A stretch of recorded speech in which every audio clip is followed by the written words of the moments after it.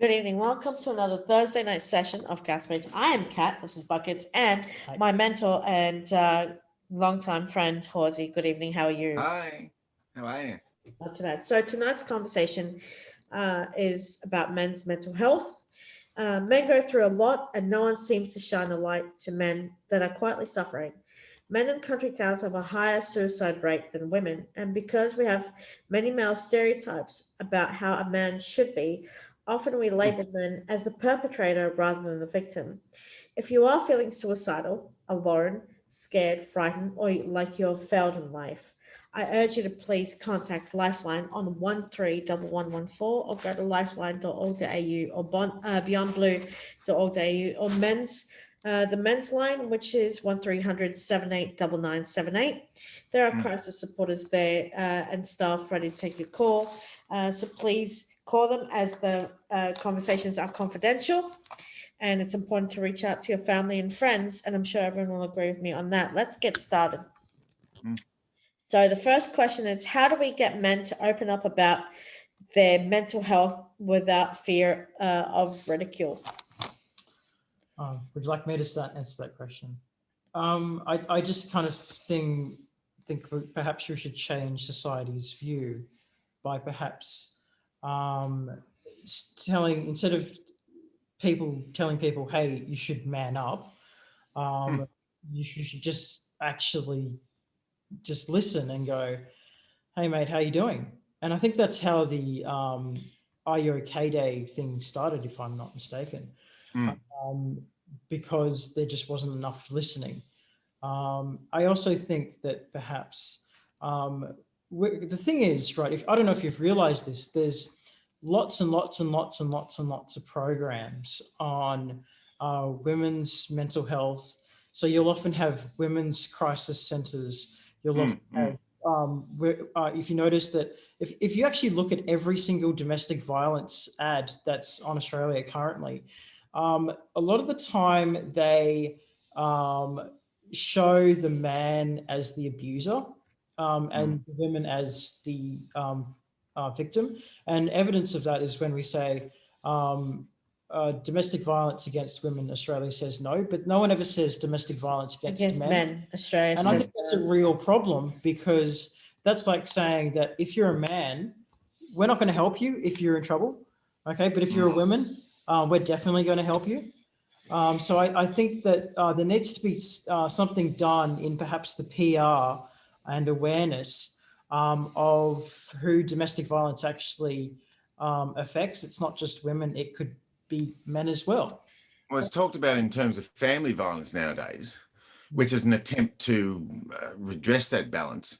But I mean, if we're talking about physical violence, I mean, physical violence against men does occur, perhaps not as often as against women, Mm. because of the nature of the sexes. However, there are other sorts of abuse that go on.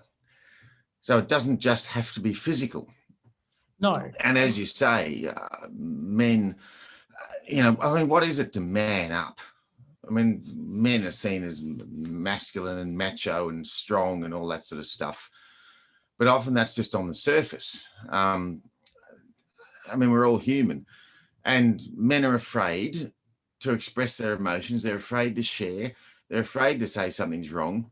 And they're afraid to display what might be seen by society as weakness. And that's the nub of the problem here. Admitting that something is wrong is not weakness at all. And it shouldn't be seen as such, but it has for many decades. That's the problem. now men are, as you said, you brought on a good point, which is men are too afraid, they're too scared. Men are too afraid to sit with their guy mates and cry and hurt and Mm, tell them mm, about something else, because most, I'm not saying all guy friends are like this, but some guy friends will look and say, "Oh, just man up, you'll be right," have a couple of beers. But to be honest, a man, whether he's in front of his wife or his girlfriend or his sister or whoever, is too afraid to say, "I've been abused," whether that's from mm. mental, emotional, verbal, physical, blackmailed. Men, you know, don't don't want to open up because the fear of being ridiculed, the fear of being judged, the fear of going, oh, you get laughed at and bullied, and picked on. But I think that, you know, there's a stigma to this, like if we can imagine the suicide rate of men, not just in, you know, in city areas, but rural areas as well. If you look at it, Mm. there's a higher rate of men in the rural Australia who, you know, are in their 20s and above who, you know, feel suicidal, feel like they're going to explode on the inside and they have no one to talk to and they're too afraid to ring, you know, a counselor or, you know, too afraid to ring a friend. And I think That's just it. that's They feel they have no one to share with. Yes, exactly. because it's the isolation. That's the A main. good partner, a good wife will encourage the man to open up. Yep. That's part of the problem as well. It's, I mean, a lot of women think that, oh, well, you know, if they have a problem, then they can share, but they don't encourage their male partners to do so. And if they did, it'd be better. And there's nothing wrong with that. And in a good relationship, there should be no shame in that at all. Because if you love someone in the end, you accept them for who they are, Exactly. regardless of what that is like and regardless of what comes out.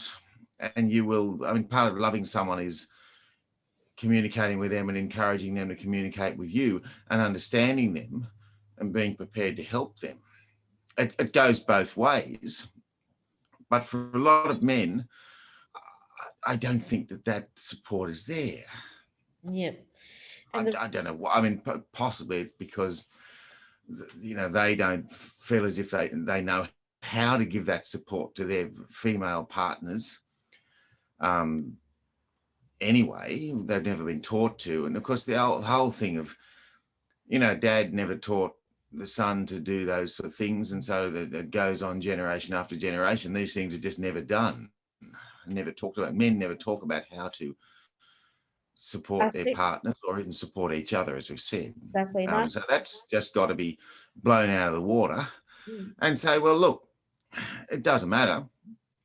We need to learn to support each other and to understand each other and to listen to each other, as you've mentioned, Kat, and to communicate and to be there for our friends and also our partners. Exactly. Yeah. And I think you've brought on strong points and valid points, which is, I think the other reason why I wanted to talk about this, it's because, again, it's taboo. Like, for example, we don't have a day specific. I think all men around Australia, because we have husbands, fathers, uncles, cousins, nephews, grandparents who, you know, stepdads, you know, who quietly, you know, feel they're not in tune to the world. I think it's important for every male like yourself and Philip or any other male to bring up or text and go, hey, how are you? What's on your mind? Or grab a couple of guys, go out for a barbie, or, you know, or bring the guys over, have a barbecue or have a meal, have a couple of drinks. And just every month there should be a celebration of men. Go out and talk to each other, spend time together, or even go to a seminar for men to talk about feelings and thoughts and emotions, because it's important for men to, you know, talk to each other, reach out to each other, have that guy day together instead of, because I know as a female, and I'm not here to offend anyone or upset anyone, but as a female, there are lots of things for women to do, but there are not enough things for men to do. Well, what you'll find is that one of the few programs that are available, one of them is MenShed, and MenShed is actually great. I actually was a part of MenShed, and I thought at the time that this would be great because if everyone kind of knocks off, then I would basically run MenShed because I would be the old. But they had a lot of knowledge. They would have a lot of knowledge on carpentry and all sorts of things. And it was a great opportunity for men to talk with whatever's going on in their lives or how they're battling. And although I won't mention what I've heard from a lot of men, I remember a lot of them were telling me they had marriage issues and things like that that they wouldn't normally discuss to anyone because they would basically just swallow it, except around their mates. And that's what Menshed was for, really. Menshed was something that you're doing. So you're working, so you're giving yourself some purpose. But at the same time, you meet a lot of friends that you can talk to your mates about. And it was it's a really good program. And not all Mensheds are the same. Some actually allow women to join their ranks as well.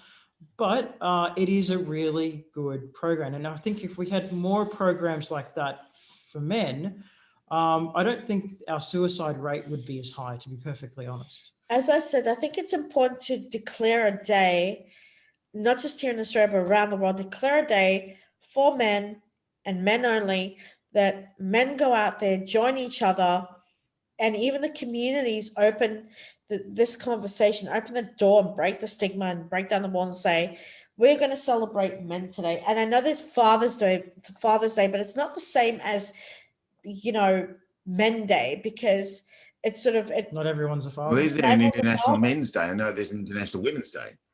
Yes. There's International Women's Day, but there's no International Men's Day. And I think governments, people around the world should really look at it and go, okay, we celebrate Mother's Day, we celebrate Women's Day.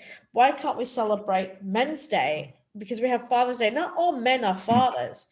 And most men are either serving our country overseas, or they work 24 hours a day, 7 days a week, or they're fathers and they only see their children every now and again because that's what they're That's told for to. divorced, yes. You know? That's another facet of this. I believe you've got a question on that. Yes. So the next question is, why do men get stereotyped as the ones to blame rather than a victim of society? Regarding breakups, you mean, or generally? Well, most men get stereotyped as, it's the man's fault. It's the man's fault for everything, like blame him, never blame the woman because the woman will cry wolf. I think it's because I think it's because in society we've manufactured through a series of time and I personally think this is quite sexist, to be perfectly honest. We've manufactured the idea that women are weak. And we've manufactured this idea for a very, very long time that women are only weak. When, in my honest opinion, I think women are honestly very, very, they're very strong human beings. They're mothers. They produce children. They're able to multitask. They're able to do a lot of things. I think that having a baby, we have a stereotype is amazing. But we have a stereotype where we believe in our society that women are weak. And so when you've got one polar opposite where women are weak, you've got to have another polar opposite where men are strong. And I think people kind of mash strength with perpetrator. And I think that's a real shame. Well, physical strength may be, but we've talked about this in the past about how women generally can be in the role of carers, whether mothers or nurses. I mean, there are still many more female nurses than male nurses.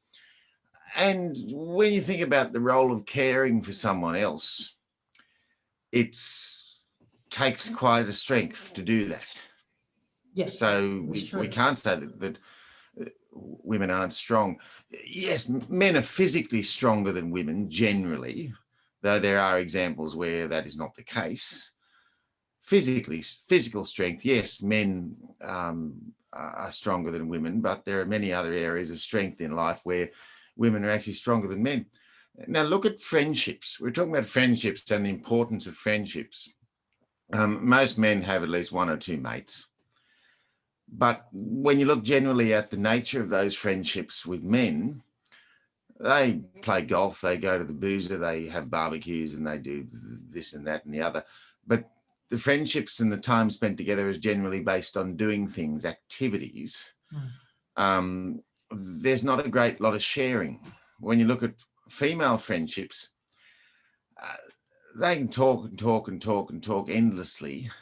And I'm probably even reinforcing the stereotype by saying this. I don't know how they stand to spend all day together, talk. But that's sharing. And so female friendships, there's a lot more sharing goes on than in male friendships. So while men might have friends, sometimes the friendships aren't deep enough in that sense for them to feel that they can call on their mates to help them if there is a problem. So nothing is said, That's why as we alluded to before. that's why I This And is so very that's good. got to change as well. That's got to change as well. I mean, I'll share with anyone. I don't mind sharing. I'm unusual in that respect as a male, but 99% of men just won't share. They don't know how to. They've never been taught how to. They don't feel comfortable doing it. And there's nothing wrong with doing it. The only time I've ever seen it happen well is in church groups, men's groups, where it's encouraged and there's a basis of faith there. And so fellas don't feel shame in sharing with one another, and that's a good thing. But that's the only place I've ever seen it happen, to be honest.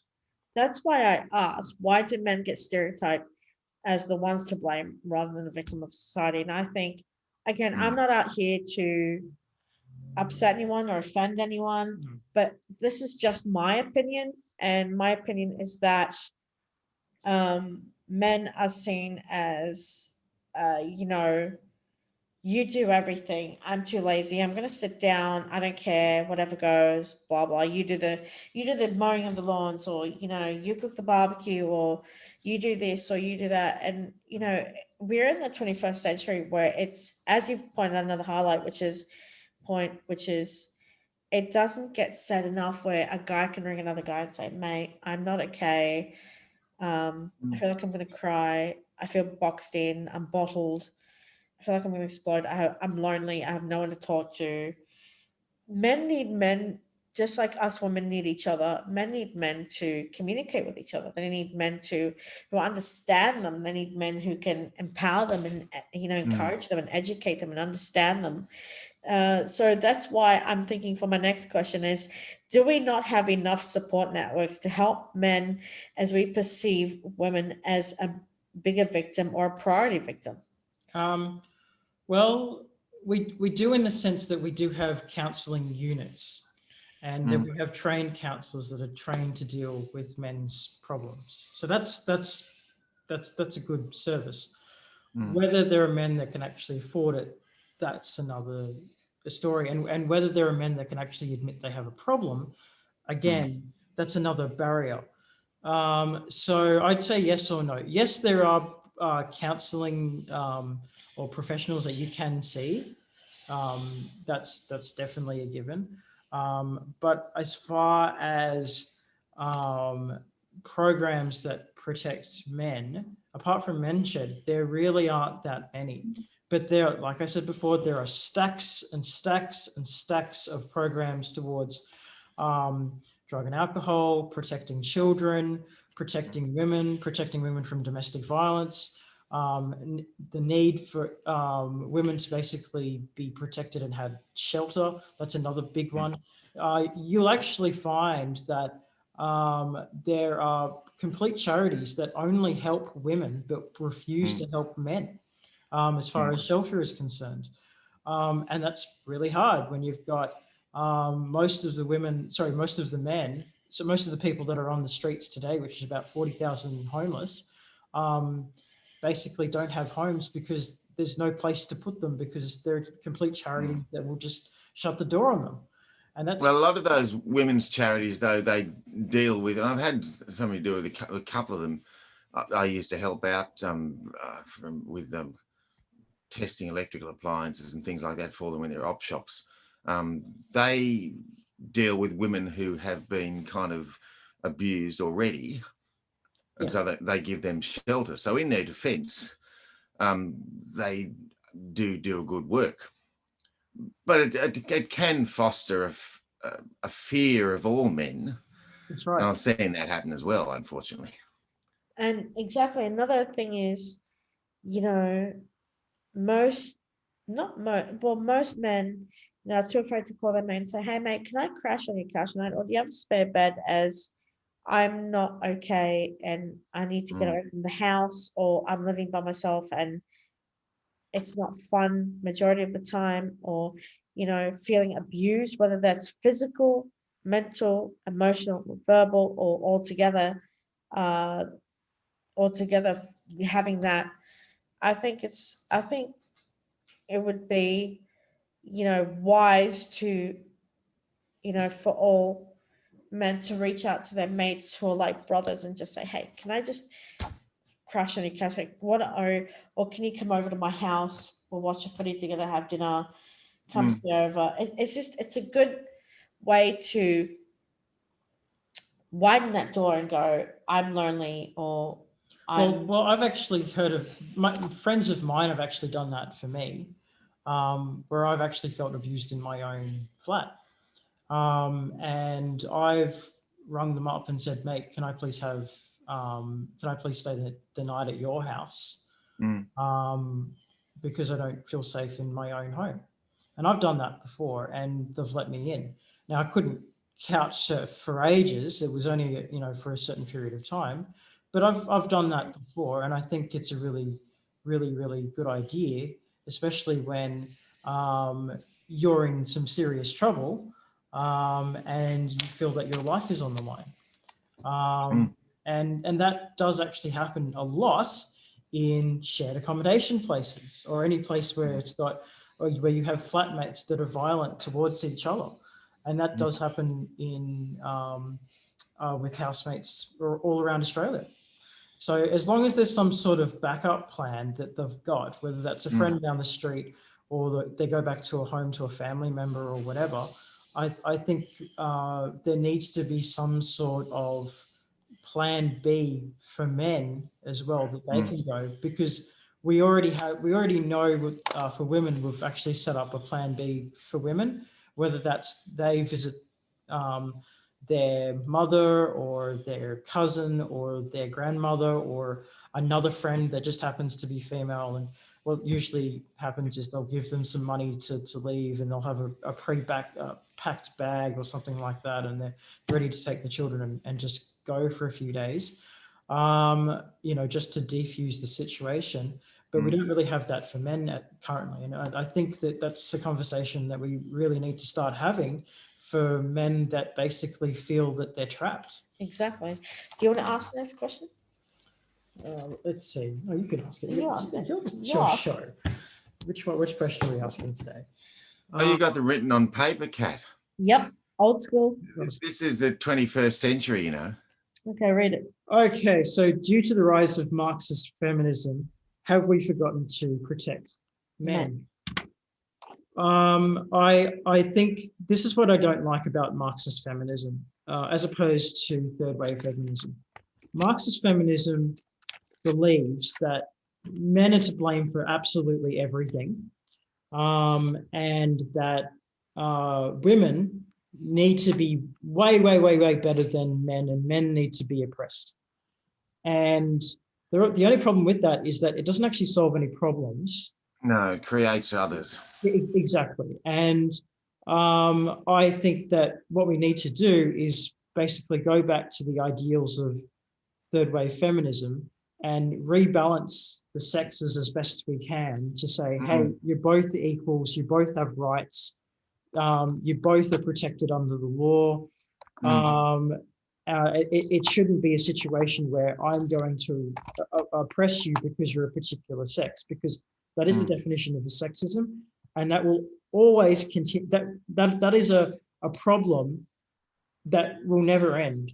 I remember having a conversation with a personal friend of mine, which basically was a Marxist feminist, and she was angry that the lights in the street weren't properly repaired. And she saw that as a threat towards women, or being sexist towards women, because it was putting women's lives in danger. But what she wasn't quite seeing was it was also putting men's lives in danger, because That's right. men are just as likely to be attacked in the street as women are. So it's but the real problem is it was the electric company that should have fixed the light, or who was in charge of maintenance that should have fixed the light. That's the real people that you should be targeting, not male, not female, but the company. But that she just couldn't see past that, because every problem, it seemed to me that in today's society, man was the scapegoat for every single problem that was happening in the world. And I think that's quite sad. That's taking it too far. I mean, feminism, began because of a perception of a lack of equality, which I think was right. But the church people talk about the concept of men and women being equal but different. And it's obvious that there are differences. And I think that's a good way of looking at it, because I mean, it's not a question of equality. The two sexes are equally valuable, because if you had one and not the other in either case, then we wouldn't go far for very long.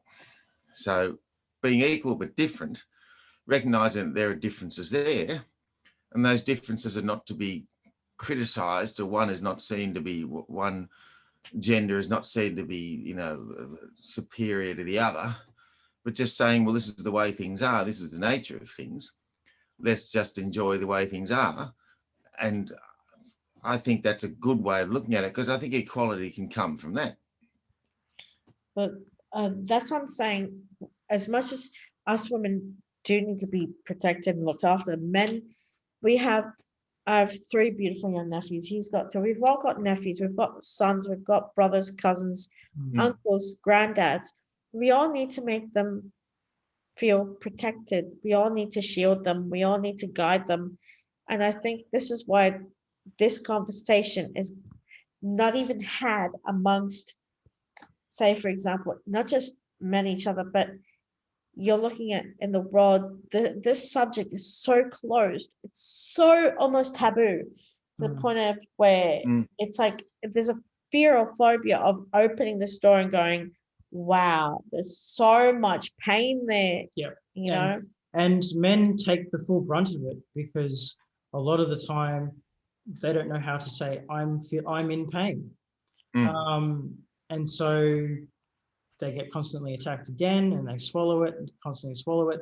And this is how the suicide rate basically rises. And I also think that men also, because society has put men into a mold of what a man is supposed to be, as opposed to what is a man, which is a person with a penis. Excuse your language. It's true. Excuse your language. You could have used much worse language there, Buckets. I think that was all right. But because we're meant to basically fit into this certain mold of what a man is meant to be, and if we don't live up to that mold, this is where self-hate comes from, because we think, oh, I'm not what I'm supposed to be, therefore I hate myself because I'm not what I'm supposed to be. And once you go down that track, okay, it only gets worse from there, unless you get the help that you need.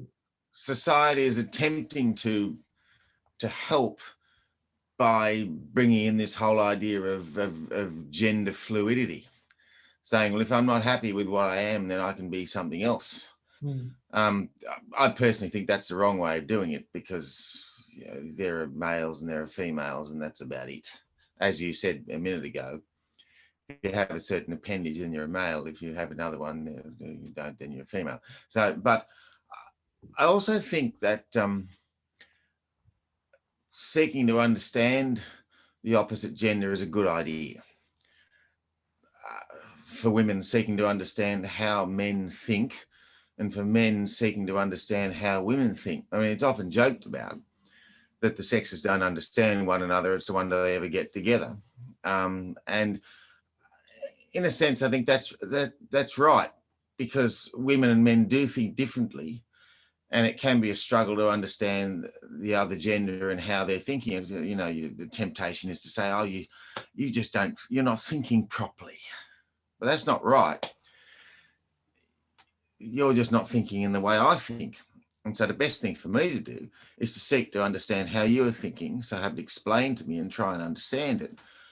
And with better understanding comes the ability to help when there's a problem. They always said that when a woman has a problem, the man comes in and says, oh, okay, how can I fix that problem? And he's got to fix it. Whereas what the woman wants is not for it to be fixed or a solution to be provided, but just to be listened to. And that's what is an example of the difference between the sexes and how they think. So I think we should foster a better understanding there. That's and why that I would help. think, that's why I think all, boys, guys, men should have a solution. Someone needs to listen to them. Someone needs to be that helping hand, that ear, that buddy, that pal, that partner.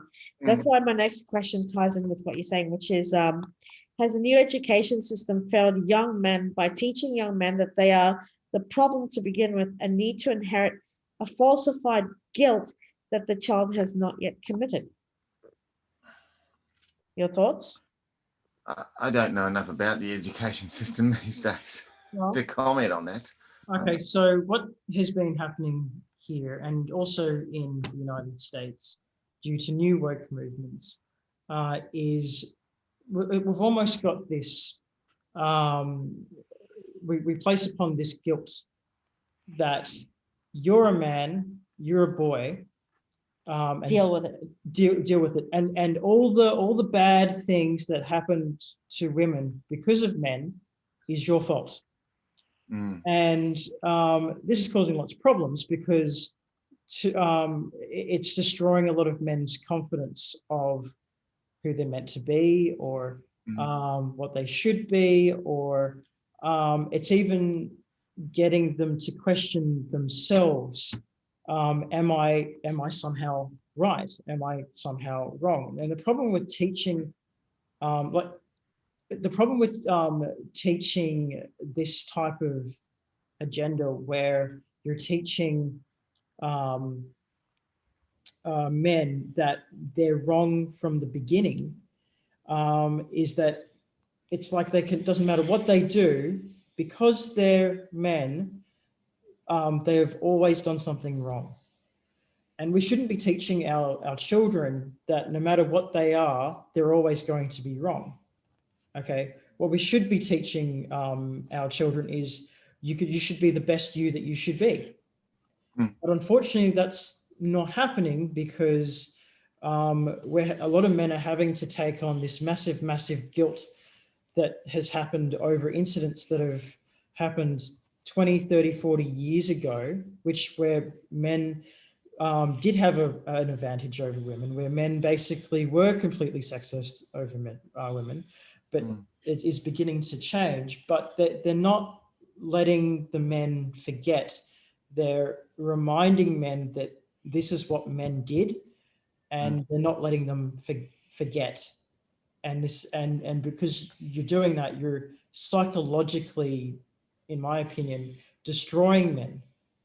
And so young men don't know what to do here. It's like, I'm sorry that I'm a guy. That's why. How can you apologize for the very gender that you are? This is something that you have no choice. This is how God produced you. I've heard about people wanting to change sexes and stuff like that, and that's perfectly fine. I have no issue with that whatsoever. But when I do, but that's okay. But yeah. I don't think it's effective. I don't think it solves problems at all, really. But my issue is that when you tell someone that they're wrong for a particular gender that you are, you can never change that. And that's going to cause severe problems in the future when they're an adult. And we shouldn't be encouraging that behavior. Instead, what we should be encouraging is you should be proud of who you are, because that's how God made you. And that's why when I wrote down this question is because in schools nowadays, young men, especially boys growing up who, have single mothers or are living with single fathers, or, or in a household that's, got domestic abuse, or in a loving household, but in schools, they don't have a program for not just girls or women, but boys in high school for the two sexes. They don't have that problem, or that they don't have that program where is what I'm going to say. They don't have a program for either side, as to take girls aside and then take boys aside and have a suggestion box and say, okay, this class is only for the boys and this class is only for the girls. Write down your suggestions and let's openly talk, because yes, they do have a counselor on school grounds or in the workforce or at uni. They do have counselors and therapists to go to talk to, but it's not enough that there's no program in the schools for both sides to go, let's talk about this. Let us help you. Let us educate you. Let us educate, learn from each other, be smart about this, and teach both sides that, we are all on equal footing, that not one person is right and not one person is wrong. We are just one on one equal footing, and this class is only for the boys, and this is what we're going to learn today. This class is only for the girls, and this is what we're going to learn today. Boys don't have that. Girls don't have. That's what I'm saying. They don't have, whether it's in the workforce, whether it's at uni, whether it's at school, whether it's, wherever, they don't have programs. We're in the 21st century. We need to, this is an important moment, pivotal moment in our lifetime. Utilize it. Well, the thing is, I think kind of that depends on what kind of programs you're talking about. So there are school counselors, as you mentioned, and they do basically, for females, for example, sometimes you'll find that females might actually have a higher suicide rate in schools, purely because the females, particularly in the wealthy schools, actually, with the wealthy private schools, are basically getting stressed out because their parents want them to get the best marks possible. And if they can't reach that best mark, then they feel like they've failed their parents. Similarly, you have problems with men, whereas they feel that they have a fear of rejection. So the fear of rejection for a man is actually quite high, particularly today, where we're told that if you're male, if you look at a woman, it's sexual assault. If you stare at a woman, it's sexual assault. If you touch a woman, it's sexual assault. Or sexual harassment. Or sexual harassment. So because we have these big time sexual harassment fears, men are really scared that if they put one step out of line, they're going to be put in prison for the rest of their life. And that's really scary. And that's something that counselors really realistically need to look at, because that will affect their confidence in the future, and it will affect their libido, and it most likely will affect their sex life in the future. And affect their children.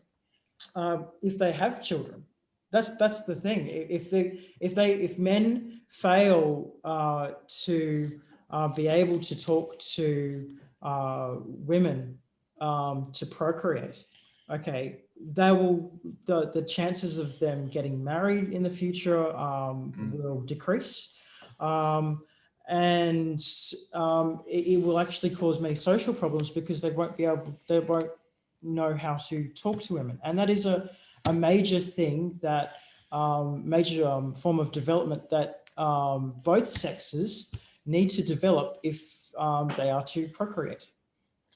Well, I certainly think that sexuality in our society is actually seen in a wrong way and portrayed in a wrong way, and has been for many years. I also think that, the difference between now and, say, 50 to 100 years ago in our society is that nowadays the idea of the nuclear family is basically being decimated by a lot of people. Yes. There are a lot of people who no longer want to see that as normal, despite the fact that to keep the woman and keep the population moving, you actually need a man and a woman to get together and produce a baby. And there are studies that have shown that the best upbringing for children is actually when they're living with their biological parents. That's the best situation for a child. But these days, the family is seen as whatever you want it to be. And I think that's a huge problem. And I think that's a major reason why kids, and even getting into adulthood now, they don't know literally whether they're Arthur or Martha, they don't know where they are. They've got no grounding because the family has basically been blown apart. And the sooner we get back to the idea of the nuclear family, the more stable our society will be. Now, here's what my next question does. Good point. If we continuously blame men for all modern day problems and suggest that all modern day problems are targeted towards men, how does this affect the self-esteem and confidence of future generations of men? Would you like to say that again, please? Okay. If we continuously blame men for all modern day problems and suggest that all modern day problems are targeted towards men, how does this affect the self-esteem and confidence of future generations? Oh, you'll destroy the self-esteem of men completely. They won't have a self-esteem. Or if they do have a self-esteem, it'll be a low self-esteem. One good thing is the councils will never run out of clients. I can tell you that. I mean, that's the only economic boom is the councils will never run out of money because it'll take a lot to fix those problems. Speaking from a council. Yes, speaking from a council's point of view, call me now. But you will in effect, if you blame men for every single problem that happens in the world, constantly, consistently, putting them on a trajectory of a complete guilt trip for the rest of their lives, you in turn will destroy men as we know it. And it will be harder for them to stand up for themselves because they will feel guilty. It'll be harder for them to talk to women because they will feel guilty and they will feel upset and they will want to keep themselves away from women so not to hurt them. It'll be every facet of their lives which should produce and blossom growth will be destroyed because you're effectively telling them that their very existence is wrong because of everything that men do. You will effectively destroy the modern day man. And it will, to be honest, I think it's quite a sad thing because the amount of things that the modern day man produce, even masculinity produces protection, masculinity produces hard labor, masculinity produces excellent doctors, masculinity produces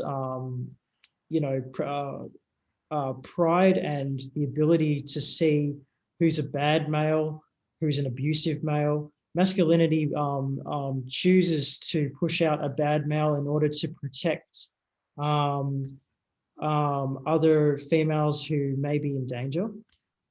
So the amount of benefits to the world masculinity actually does produce, if you were to suddenly wipe that out, our world would be way more dangerous than it is because of those reasons. So we need to understand that masculinity actually does play an important role in society. And if we didn't have it, our lives would be in a lot more danger. What do you think? Well, I think that to make either of the sexes believe that their contribution and their unique qualities are not valuable is a very, very dangerous thing indeed. Do you want to read this question? Question 7. Yes, so I think we already covered this one. Read it again. I'll read it again because I love the attention. Have we forgotten that third wave feminism proposed that both sexes should be equal rather than one sex over another? I think we talked about that before. But I think the fact that we're talking about it now, we haven't quite forgotten it, but I think people are beginning to forget it. And that's scary. I think people are forgetting. In fact, I wonder how many feminists today still believe that it's important for both sexes to be balanced. There are feminists that I've spoken to, third wave feminists that I've spoken to, believe that both sexes need to be balanced, and that's the way you should do things. They believe that both men and women need to vote, and that we should be able to wear whatever clothes we like. And I certainly believe that women should have the right to vote, and women should have a whole range of rights as well. But there are also lots of women that basically not in believe question at all. but there are lots of women that basically believe that all men should have all their rights taken away from them. I mean, what do you think about this? What do you think? Look, that's not in question at all. As I said, equal but different, I think. And there's no question that rights should be removed from anybody. Really, it's just not a thing that should happen at all. It's the culture of fear, as you mentioned before, about that men are to be blamed for problems. I mean, blame should never be a word that's used, really, and that is the biggest problem. I mean, for anybody to be afraid that they can't speak out and they can't actually share because they'll be blamed or they'll be accused of something because they're saying they've got a difficulty, which is what we began to talk about with men's mental health and men's well-being. It's just ridiculous. There should never be and that's fear is never productive, never. And you look at the various authorities. I better not speak about that because we'll be here for 3 hours. But that operate on fear. We will catch you and we will punish you. It doesn't work. No. Because people don't respond well to that. And so fear is never productive. It should never be a factor at all. Fair enough. It should be encouragement should be what is done rather than producing a sense of fear. Exactly. Last question tonight is, should single parents that are fathers get adequate counseling and recognition that they are emotionally vulnerable as well as divorced single mothers? I think so, yeah. I think only now the court system are beginning to have a more equal slice of how many days a male parent can see their child. So it used to be the father only saw the child on the weekend, and that was it. And any other time that the mother thought that she needed some time off. But now it's, for what I've heard, it's anywhere to be 3 days a week, and the weekends are changed, or as many up to as 5 days a week, depending on the ability to raise the child with as many resources as possible. So I ran into someone I knew that said that how he was able to see his child 5 days a week. So like back in the 80s, that never would have happened. It would have been 2 days a week on the weekend, if at all, kind of thing. So we are... That may well be the grace of the other partner too, which, I mean, the whole reason the court system has to impose these, days you can see your children, all this is when there's been a breakup, is because they know that people left to their own devices won't do it. And that's a problem. I mean, breakups are very difficult situations to resolve. And in some cases, there's no resolution, and there are good reasons why the breakup occurred. But even so, I think that it's up to the partners or ex-partners themselves to have the grace to allow things to happen, like, visits of children and that sort of thing, and access to family members, despite the fact that there's been a breakup and despite the fact that there were or maybe still are problems. And that gets back to respecting other people and treating them as you would like to be treated. The basic thing And if everybody did that, then it'd be a much better world. Oh, great. One thing about that is that I noticed that with divorced fathers, is a lot of the time they don't get the recognition that they deserve. Whether that's through the fact that they typically swallow it, or they think, well, it's the woman that needs all the help because excuse my language, bastard man left her for whatever reason and had an affair and decided to just destroy and become a home wrecker or whatever. But deep down inside, a lot of those fathers love their sons, they love their daughters, and having to give that up is such an emotion, takes such an emotional toll.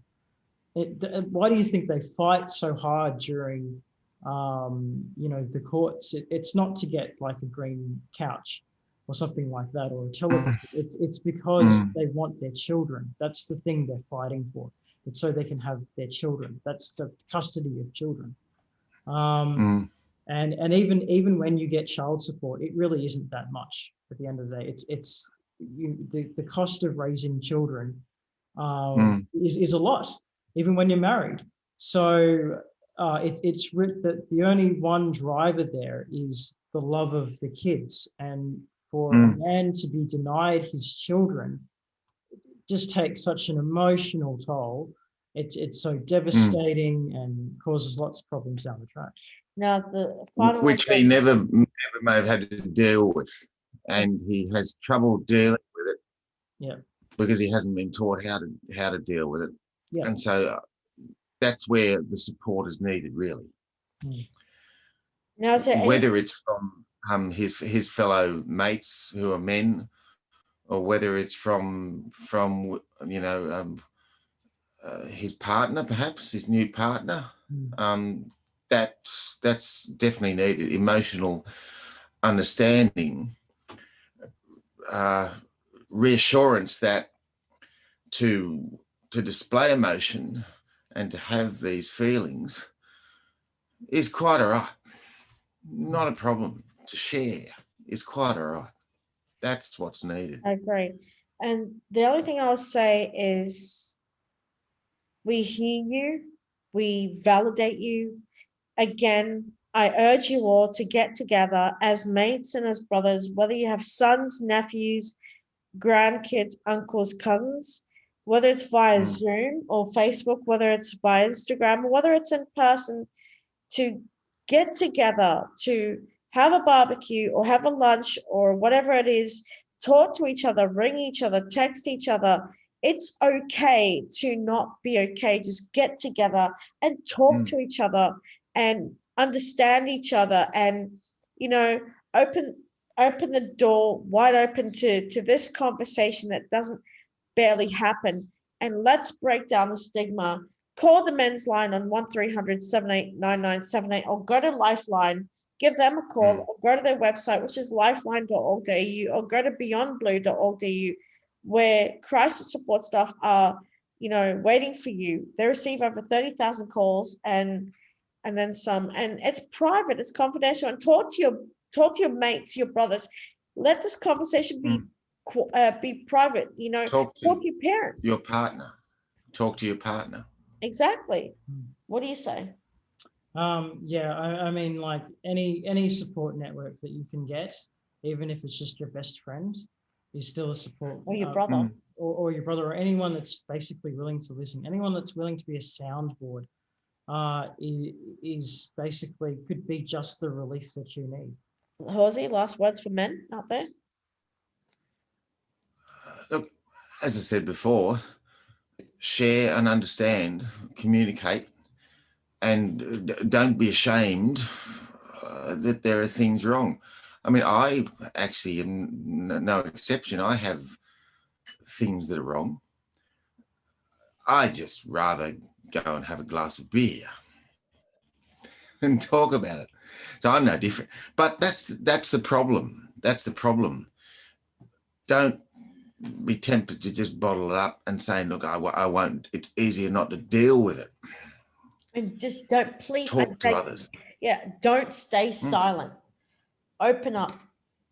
Well, that's it for tonight on Count Space. Thank you so much, Horsey, for the education. I've certainly learned a lot from the both of you. Thank you. And I hope everyone out there can share this with their loved one and and talk to each other and just reach out and know that we validate you and hear you. Don't forget to subscribe to our podcast. Hit that notification bell that gives you all the content you need. And if there's a topic you like, don't forget to let us know and we'll arrange that for you and give you a shout out. And yeah, we will see you next Thursday, hopefully, for another topic. And It's been a while. likes, yeah, it's been a while. Give us some likes. Let us know what you think. What do you think? Awesome. All right. Good night. All right. Bye. Hooroo. Bye.